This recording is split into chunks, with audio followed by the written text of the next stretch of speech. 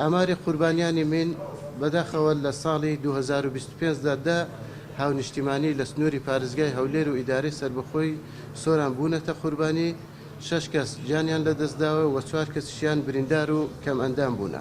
بەپێی ئامارەکانی بەردەستمان ئێستا لە بەڕێوەبەرایەتی پلانداران 283 چێلگەمین لە سنووری پارێزگای هەولێر و ئیدارەی سەربەخۆی بەکراوەی ماون واتە هێشتا ناوچەی مەترسیدارن و ئەو چێلگەمینانە بەپێی ئەولەویەت واتە بەپێی پێویستی پلانیان بۆ دانراوە و پاک دەکرێتەوە. بەپێی ئەو ئیتفاقی لە ئۆتاوا کرابوو لەگەڵ ئەو وڵاتانەی کە کێشەی مینیان هەیە بەڵێ دانرابوو کە بۆ 2028 تەواوی مینی دژەکەسی لە جیهان قەدەغە بکرێت و نەمێنێ، بەڵام ئیمکانیەتی بەردەستی ئێمە وەکو هەرێمی کوردستان وەکو ئیکما وەکو دەستگای گشتی کاروباری من لە ئێستادا ئەو ئیمکانیەتە نییە کە بە خێراییەکی زۆر بتوانین ئەو هەموو ناوچە پیس بووە پاک بکرێتەوە. بۆیە چاومان لە هاوکاریەکانی حکوومەتە و چاومان لە هاوکاریەکانی ڕێکخراوەکانی کاروباری مینە کە پاڵپشتمان بن بۆ ئەوەی بتوانین ئەو ڕێژەیە پاک بکەینەوە، بەڵام لە ئێستادا و بۆ ئیمکانیەتەکەمە ئێمە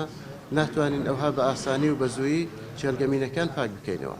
یەکەم کۆی بەرهەمی زەوی پاکراوە بە مەتر چوارگۆشە دەگاتە 799,000 مەتر دووجا کە ئەمە تاکو ئێستا لە سنووری پارێزگای هەولێر بۆ یەکەمین ساڵە توانرا بێتن ڕێژەیەکی ئەوها زۆر لە ماوەی 1 ساڵدا پاک بکرێتەوە.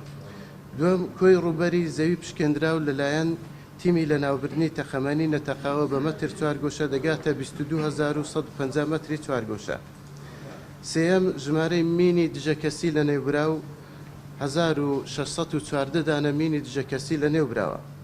چوارەم ژمارەی مینی دژەتانکی لە ناوبراو 2 مینی دژەتانک لە نێوبراوە. پێنجەم ژمارەی پاشماوەی تەخەمەنی جەنگی لە ناوبراو 23,163 پارچە گولەی تۆپ و هاوەن و ڕۆکێت و نارنجۆک و ئەوانی تر لە نێوبراوە.